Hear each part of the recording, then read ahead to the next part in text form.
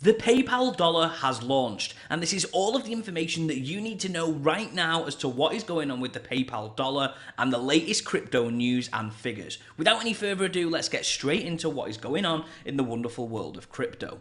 And yesterday took us all by storm. PayPal came out and basically said that they are bullish on crypto. And when I say that, I am not getting carried away because they have launched a dollar-backed stablecoin.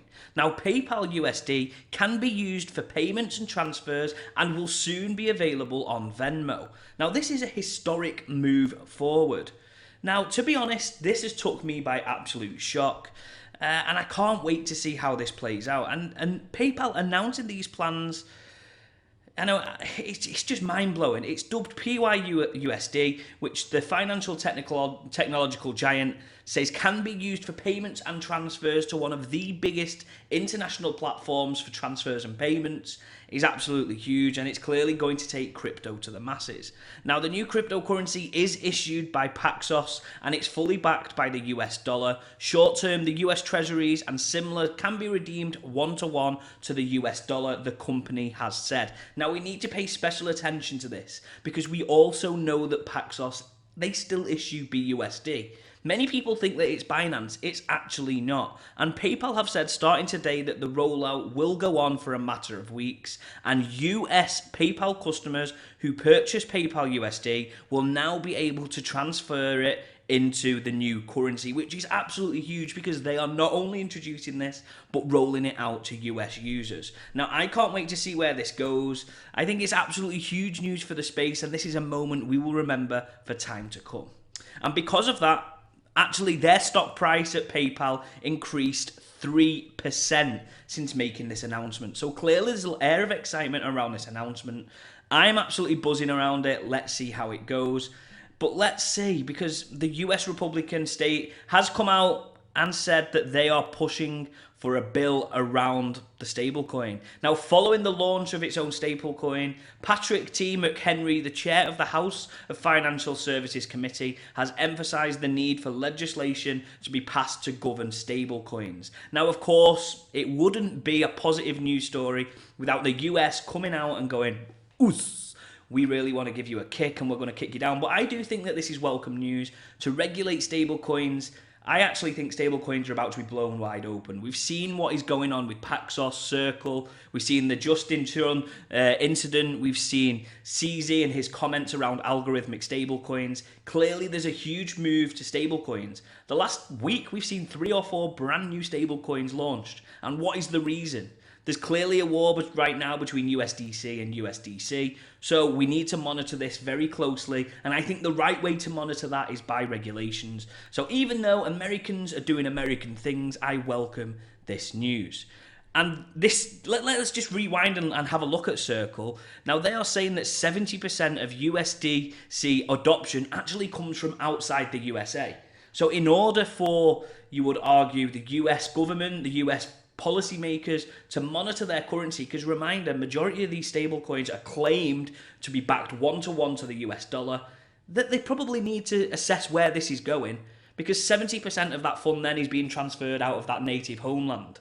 So major issuers of these stablecoins, Tether and Circle, are focusing in on non-US markets, where actually politically you can see the BRICS nations, you can see some Arabic countries no longer using the US dollar to settle trade transactions. So why is that? And is stablecoins potentially going to come into that in the future? Who knows? On this topic of Justin Sun, he has moved $200 million USDT back into Huobi. Now, Huobi in the last week has had a significant amount of outpourings, people taking their money from that exchanges, so the reserve was hit hard. Clearly, he's now introduced that money back onto the systems, and it's clear to see that this is a fight back. Is it a kind of signal of intent, or is this something that we will remember as the last-ditch attempt to save the exchange? Nobody truly knows the answers right now.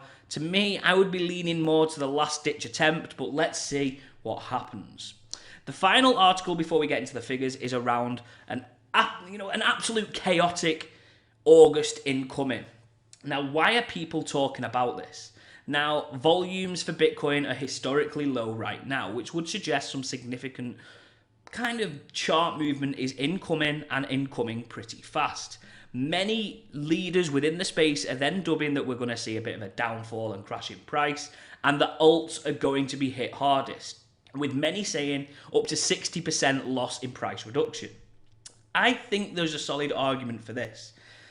Unfortunately, we don't know which way the charts are going to go, and I think anybody that sits here and tells you it's definitely going down or it's definitely going up is a total clown. We have to sit back and wait and see. There is so many factors that can impact the price. I mean, look at this. PayPal's announcement, traditionally, in my opinion, would have absolutely spiked the markets, but it clearly hasn't. August is going to be a challenging month. We're seeing these record lows in terms of volume for Bitcoin, which clearly signifies something is going to happen. If it is what the experts are saying, that means a price reduction, and I strongly believe that the alts are going to be hit hardest. Now that we've had a good look at some of the latest news, let's have a look at the figures. The time of me making this video, Bitcoin is currently sat at $29,194. That is an increase of 0.45%. Ethereum is down 0.22% at $1,831. BNB is currently at $242, that's up 0.19%, and XRP, you're having a nice day today, you are up 0.91% at 62 cents. Now let's have a look at BGB token. BGB token is also up 0.09%, and it's at 45 cents. Let's have a quick flash on those memes to see what the consensus is. Oh, we're all looking pretty red. Shiba is down 1.7%, Doge is down 1.56%, Pepe is down 4.3%, Floki is down 4.05%. Let's have a look at our ranges and how we're reacting within them. Yesterday we saw this big green candle, but we're not falling in love. We are still sideways trending so far. Reminder, the bottom of the range is $27,640. The top of the range is $29,580. Current price, as you can see, now we are creeping up towards testing that upper range, but we need a very aggressive entry if we're going to get too excited. Let's have a look at Ethereum. Ethereum, a little bit different to Bitcoin. We didn't see that aggressive green candle. We are just sideways trading, baby, and I think we're in a bit of a downtrend, so let's see where we go in the coming days. I'm not getting too excited. Reminder of the current range, is $1,730, all the way up to the top of the range is $1,958. Of course, we are sideways trading. That would be very boring, wouldn't it? Anyway, the Fear and Greed Index is currently at 50, which suggests we are in a neutral position, not too much buying and selling pressure. And Crypto Bubbles is showing us, as you can tell, a very, very mixed bag. Some highlights: HBAR is up 6.2%, Elgrand is up 4.2%, Algorand is up 3.2%, Trust Wallet token is up 1.8, GMX is down 5.5, FXS is down 3.3, CAS is down 9.7. I like CAS a lot. Pepe is down 4.7, Mana is down 3.3. And I think that wraps up everything in this morning's video. Hopefully you enjoyed today's content so far. We've got 2 more videos coming today. Stay tuned for that, and most importantly, let's go.